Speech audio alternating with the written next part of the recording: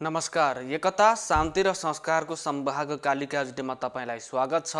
म सुनिल पराजुली। कालिका समाचार सुरु गरौं प्रमुख समाचारका शीर्षकहरूबाट। कालिका समाचारको साथमा Vijay steel, want to rule, Vijay cement, तपाईको सपनाको मजबुत निर्माण।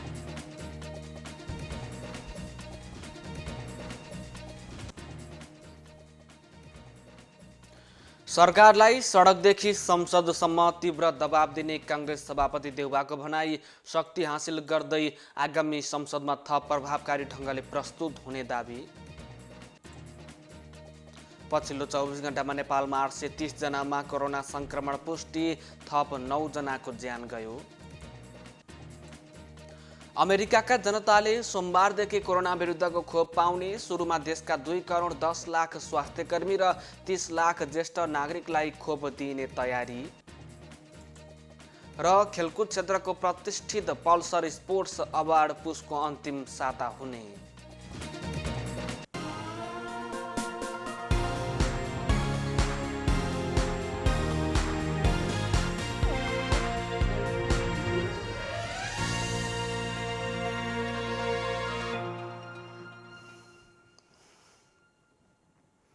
कालिका समाचार सुरु गरौं राष्ट्रिय समाचारबाट। प्रमुख प्रतिपक्षी दलका नेता उपस्थित नभएपछि संवैधानिक परिषदको बैठक स्थगित भएको छ। संवैधानिक निकायमा रिक्त पदपूर्तिको लागि बैठक आउँदो मंगलबार बस्ने गरी स्थगित भएको हो। प्रधानमन्त्री केपी शर्मा ओली, प्रधान न्यायाधीश चोलेन्द्र शमशेर जवार र राष्ट्रिय सभाका अध्यक्ष गणेश तिमिल सिन्हा आइतबारको बैठकमा उपस्थित हुनुभएको थियो। तर प्रतिपक्षी दल नेपाली कांग्रेसका सभापति शेरबहादुर देउबा बैठकमा उपस्थित हुनु भएन। गएको शुक्रबार देउबासँग छलफल गरेर प्रधानमन्त्री ओलीले आइतबार परिषदको बैठक बोलाउनु भएको थियो। तर शनिबार देउबाले आफू पार्टी कार्यक्रमका कारण बैठकमा आउन नसक्ने जानकारी संवैधानिक परिषदका अध्यक्ष समेत रहनुभएका प्रधानमन्त्री ओलीलाई जानकारी गराउनु भएको थियो। कांग्रेसले अख्तियार तथा निर्वाचन आयोग र अरू निकायमा समेत सम्मानजनक स्थान दिनुपर्ने अडान लिएको छ। परिषद बैठकमा विपक्षी दलको नेता अनिवार्य हुनुपर्ने कानुनी व्यवस्था रहेको छ। नेपाली कांग्रेसका सभापति शेरबहादुर देउवाले सरकारलाई सडकदेखि संसदसम्म तीव्र दबाब दिने बताउनु भएको छ।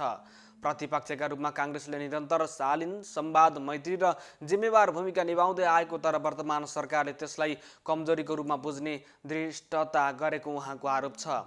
अर्कातर्फ भ्रष्टाचार, कुशासन र अधिनायकवादी आकांक्षामा आफूलाई केन्द्रित गर्दै लग्यो उहाँले भन्नुभएको छ।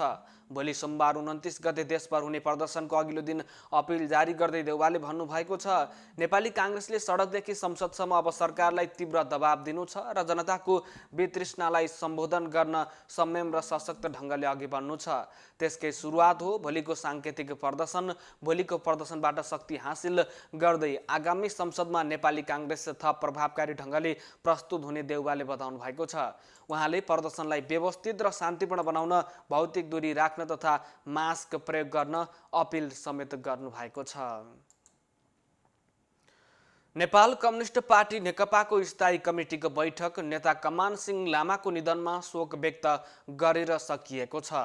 अर्को बैठक पुस 1 गते दिउँसो 1 बजेको लागि बोलाइएको छ। प्रधानमन्त्रीको सरकारी निवास बालुवाटारमा आइतबार दिउँसो सुरु भएको बैठकमा शोक प्रस्तावको विषय मात्र कार्यसूचीमा राखिएको थियो। आइतबारको बैठकमा प्रधानमन्त्री केपी शर्मा ओली पनि सहभागी हुनुभएको थियो। यसअघि मक्सिर 21 गते पार्टी कार्यालय धुम्बाराईमा बसेको बैठकमा भने ओली सहभागी हुनुभएको थिएन। उहाँले स्थायी कमिटी बैठकमा अर्का अध्यक्ष पुष्पकमल दाहाल प्रचण्डको प्रस्तावलाई आरोप पत्र भन्दै सो प्रस्तावमाथि छलफल हुन लागेकोले सहभागी हुन नसक्ने बेहोराको पत्र पठाउनु भएको थियो। तर आइतबार स्थायी कमिटी बैठक पार्टी कार्यालय धुम्बाराईमा नभई प्रधानमन्त्रीको निवास बालुवाटारमै सारिएको थियो। सभामुख अग्निप्रसाद सापकोटाले पुस 18 गतेभित्र संघीय संसदको हिउँदी अधिवेशन बोलाउनै पर्ने बाध्यता भएकोले संसद सचिवालयले आफ्नो तयारी गरिरहेको बताउनु भएको छ। आइतबार 14औं संघीय संसद सेवा दिवसको अवसरमा आयोजित कार्यक्रमलाई सम्बोधन गर्दै सभामुख सापकोटाले संवैधानिक बाध्यता भए अनुसार पुस 18 गतेभित्र संसद अधिवेशन आह्वान हुने बताउनु भएको हो। सभामुख सापकोटाले अबको अधिवेशन नयाँ ढङ्गले क्रमभङ्ग गरेर चलाउनु पर्ने बताउनु भएको छ। कोभिड-19 को सङ्क्रमणका कारण संसद अधिवेशन प्रभावित हुन नदिन पनि संसद सचिवालयले विशेष तयारी गरिरहेको सभामुख सापकोटाले बताउनुभयो। उहाँले परम्परागत रूपमा संसद चलाउन सम्भव नभएकोले केही रूपान्तरण गर्नुपर्ने सङ्केत पनि गर्नुभएको छ। राष्ट्रिय सभाका अध्यक्ष गणेश प्रसाद तिमिल सेनाले कोभिडका कारण बन्द रहेको संसद र समितिका बैठकहरू सधैँभरि रोकेर बस्न नहुने बताउनु भएको छ। कोभिडको यो स्थिति कहिलेसम्म जान्छ थाहा नभएकोले स्वास्थ्य मापदण्डलाई पालना गर्दै बैठक चलाउनु पर्ने बताउनुभयो। उहाँले अहिलेसम्म सङ्घीय सांसदहरू र संसद सचिवालयका कर्मचारीहरूमा पनि कोभिड सङ्क्रमण देखा परेको स्थिति भएकोले उच्च सावधानी अपनाउन जरुरी रहेको बताउनु भएको छ। कोभिडकै कारण संसद बैठक बिचैमा रोक्नुपर्ने स्थिति आउने भएकोले पनि ध्यान दिनुपर्नेमा उहाँले जोड दिनु भएको छ।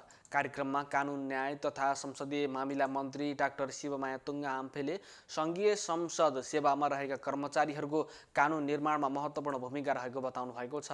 सङ्घ प्रदेश र स्थानीय तहमा निर्माण हुने कानुनहरूको लागि समन्वय गर्न पनि संसद सचिवालयका कर्मचारीको भूमिका महत्त्वपूर्ण भएको बताउनु भएको छ। सङ्घीय संसद सचिवालयले विभिन्न कार्यक्रम आयोजना गरी 14औं सङ्घीय संसद सेवा दिवस 2077 मनाएको हो। 58 मक्सिर 28 गते संसद सेवालाई निजामती सेवाबाट अलग गरी संसद सेवा ऐन जारी भएको दिनको अवसर पारेर 2063 मक्सिर 28 गतेदेखि संसद सेवा दिवस मनाउँदै आइएको छ।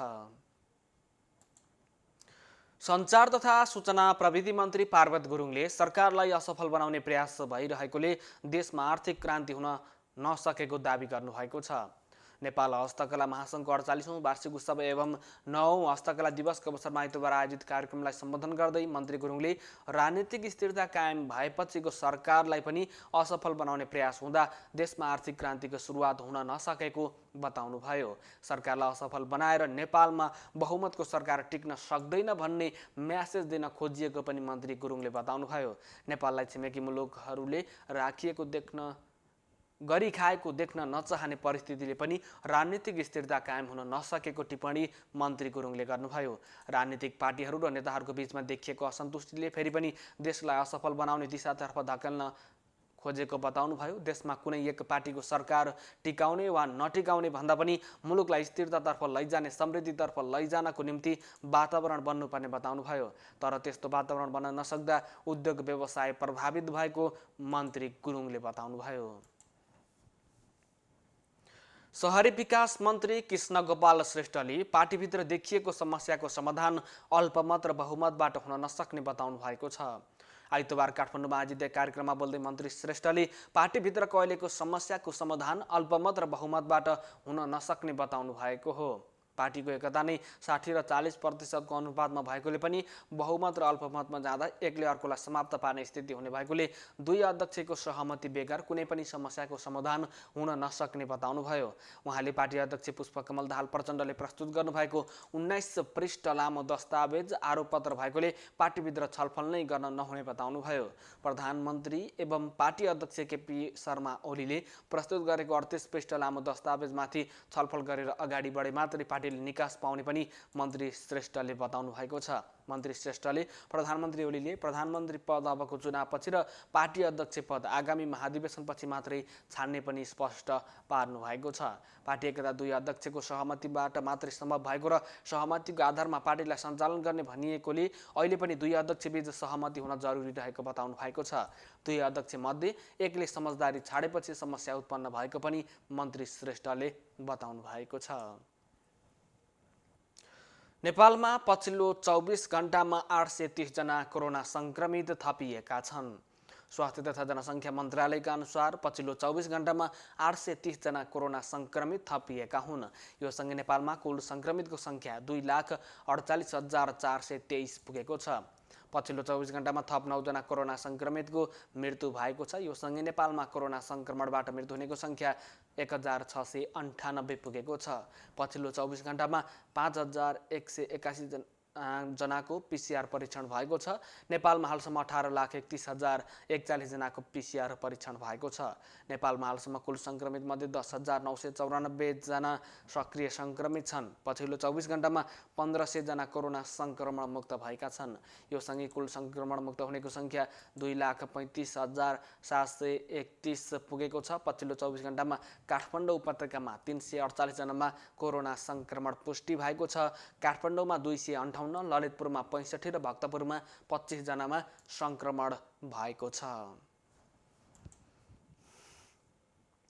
आफ्नो उत्पादनको मोल पाउन पनि पटक पटक आन्दोलन गर्न बाध्य उखु किसानले फेरि काठमाडौँमा आन्दोलन थालेका छन्।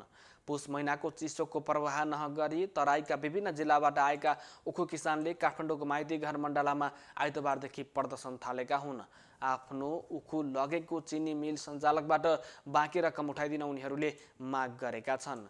उनीहरूले मिल मालिकसँग बाँकी रकम उठाइदिने सरकारी बाचा पुरा नगरिएकोमा पनि आपत्ति जनाएका छन्।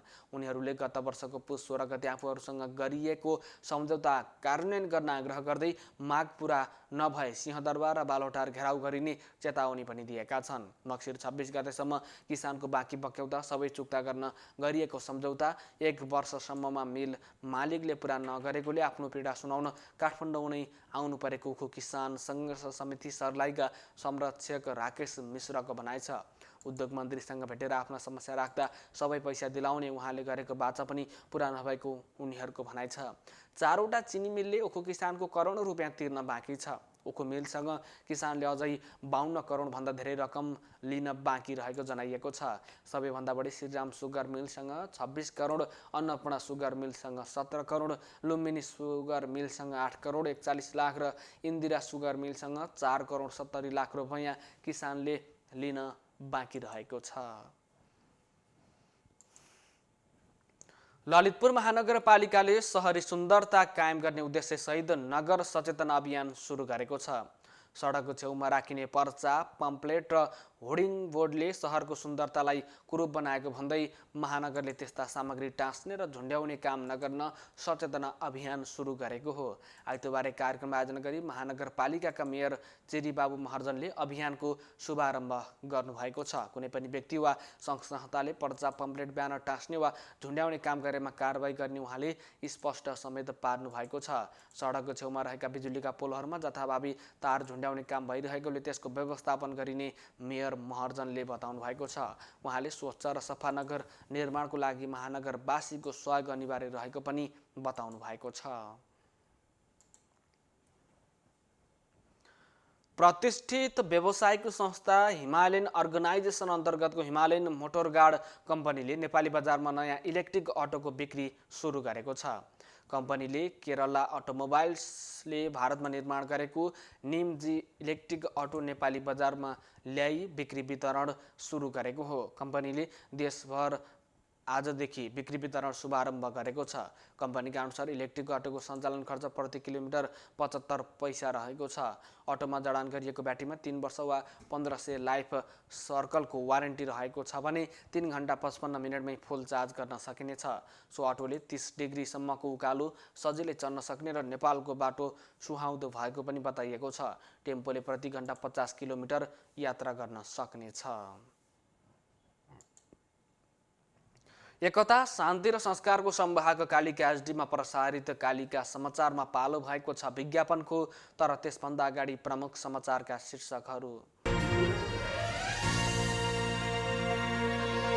कालिका समाचारको साथमा Vijay steel, want to rule, Vijay cement, तपाईको सपनाको मजबुत निर्माण।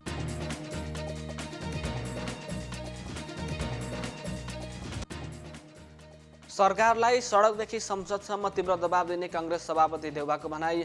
शक्ति हासिल गर्दै आगामी संसदमा थप प्रभावकारी ढङ्गले प्रस्तुत हुने दाबी। पछिल्लो 24 घण्टामा नेपालमा 830 जनामा कोरोना संक्रमण पुष्टि, थप 9 जनाको ज्यान गयो। अमेरिकी जनताले सोमबारदेखि कोरोना विरुद्धको खोप पाउने। सुरुमा देशका 2 करोड 10 लाख स्वास्थ्यकर्मी र 30 लाख ज्येष्ठ नागरिकलाई खोप दिइने तयारी। र खेलकुद क्षेत्रको प्रतिष्ठित पल्सर स्पोर्ट्स अवार्ड पुसको अन्तिम साता हुने।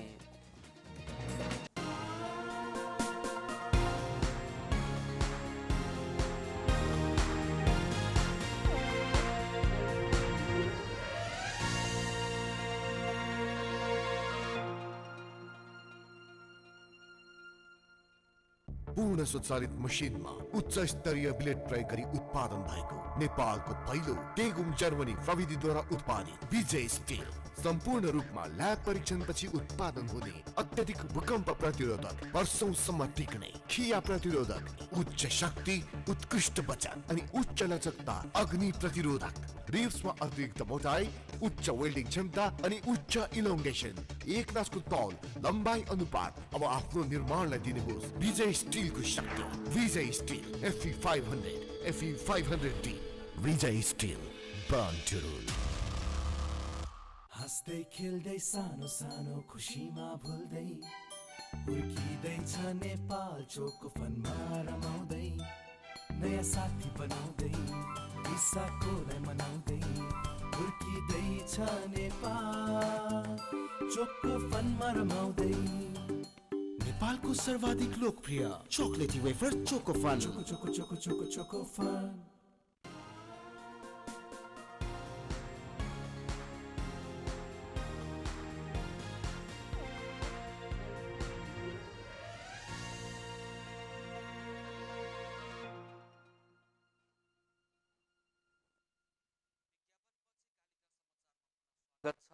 अब स्थानीय समाचार।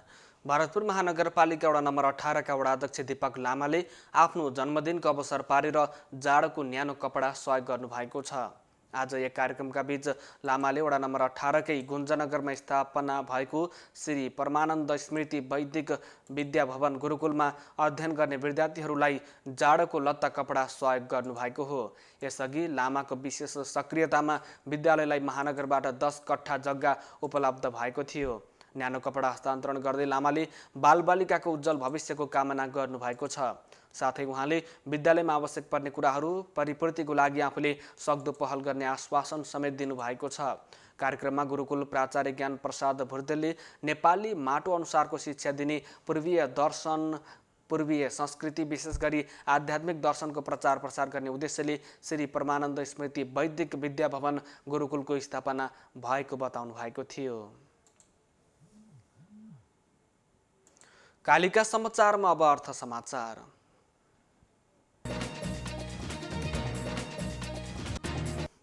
कोभिड-19 महामारीका कारण प्रतिबन्ध गरिएको नेपाल भारत उडान करिब 9 महिनापछि पुनः सञ्चालन गरिने भएको छ। आगामी पुष 2 गतेदेखि काठमाडौँ नयाँ दिल्ली उडान सञ्चालन गरिने भएको हो। काठमाडौँ नयाँ दिल्ली गन्तव्यमा दुवै देशले दैनिक 2 उडान भर्नेछन्। दुवै पक्षको सरकारले एयर ट्रान्सपोर्ट बबल संयन्त्रको अवधारणा अन्तर्गत काठमाडौँ र दिल्लीबीच नियमित निर्धारित उडान पुनः सुरु गर्न अनुमोदन गरिएको नेपालस्थित भारतीय दूतावासले जनाएको छ। नेपालले राष्ट्रिय ध्वजावाहक नेपाल वायु सेवा निगम, नेपाल एयरलाइन्स र भारतको एयर इन्डियाले दैनिक उडान गर्नेछन्। नेपाल एयरलाइन्सले बन्दाबन्दीका कारण विक्रम सम्वत 2076 चैत्र 10-23 मार्च सन् 2020 देखि काठमाडौँ दिल्ली उडान स्थगित भएको थियो। कोभिड महामारी नियन्त्रणको लागि गत चैत्र 11 गतेदेखि देशभर लागू गरिएको बन्दाबन्दी र त्यसपछिको निषेधाज्ञाका कारण करिब 6 महिनापछि गत भदौ 16 गते नियमित अन्तर्राष्ट्रिय उडान सुरु भएको थियो। यही मक्सिर 10 को मन्त्री परिषद बैठकले भारतले प्रस्ताव गरेको एयर बबल मोडललाई स्वीकार गर्ने निर्णय गरेको थियो। कालिका समाचारमा अब अन्तर्राष्ट्रिय समाचार। अमेरिकामा सोमबारदेखि कोरोना भाइरस विरुद्धको खोप लगाउन सुरु गरिने भएको छ। फाइजर र बायोएनटेक कम्पनीले बनाएका खोपलाई आकस्मिक प्रयोगमा अनुमति दिएको अमेरिकाले सोमबारदेखि जोखिम क्षेत्रका व्यक्तिहरूलाई खोप लगाउन थाल्ने भएको हो। खोपको पहिलो 30 लाख डोज छिटै नै सबै राज्यमा पुर्याइने जनाइएको छ। फाइजर र बायोएनटेक कम्पनीले बनाइएका खोप 95% सुरक्षित मानिएको छ। अमेरिकाको खाद्य तथा औषधि विभागले कोभिड-19 विरुद्धको खोपलाई स्वीकृति दिएसँगै अमेरिकी नागरिकलाई खोप दिन सबै प्रक्रिया पूरा गरिएको छ। फाइजरले पहिलो चरणमा डिसेम्बर अन्त्यसम्ममा अमेरिकाको लागि 64 लाख डोज खोप तयार पार्ने योजना समेत बनाएको छ। कालिका समाचारमा अब खेल समाचार।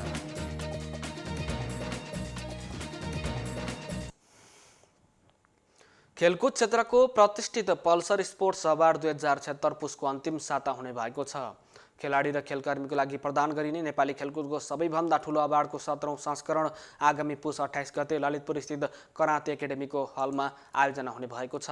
नेपाल खेलकुद पत्रकार मञ्च एनएसजेएफले प्रत्येक वर्ष आयोजना गर्दै आएको अवार्ड वर्षको सुरुवातमै गरिने भए पनि यसपटक कोरोना भाइरसको महामारीका कारण ढिलो हुन लागेको हो। आयोजकका अध्यक्ष देवेन्द्र सुवेदीले आइतबार आयोजित अवार्ड मिति घोषणा कार्यक्रममा कोरोना भाइरसको सङ्क्रमण जोखिमका कारण सेमी भर्चुअल माध्यमद्वारा अवार्ड घोषणा गरिने बताउनु भएको छ। कार्यक्रममा आयोजक एनएसजेएफ र बजार पल्सर मोटरसाइकलको नेपालको लागि आधिकारिक विक्रेता हंसराज हुलाचन्द्र एन्ड कम्पनी बीच मुख्य प्रायोजन सम्झौता पत्रमा हस्ताक्षर भएको छ।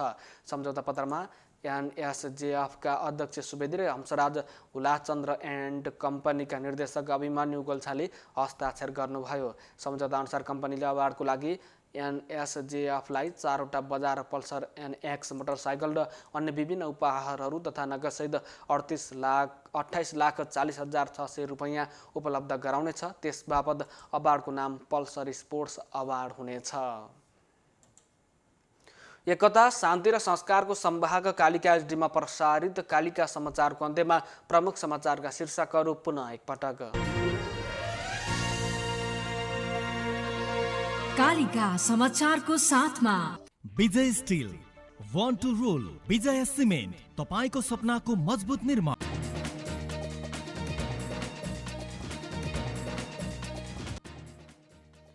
सरकारलाई सडकदेखि संसदसम्म तीव्र दबाव दिने कांग्रेस सभापति देउवाको भनाई। शक्ति हासिल गर्दै आगामी संसदमा थप प्रभावकारी ढङ्गले प्रस्तुत हुने दाबी।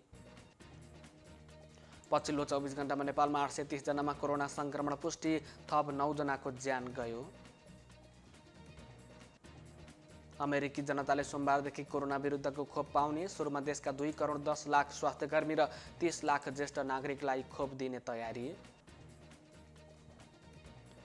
र खेलकुद क्षेत्रको प्रतिष्ठित पल्सर स्पोर्ट्स अवार्ड पुसको अन्तिम साता हुने।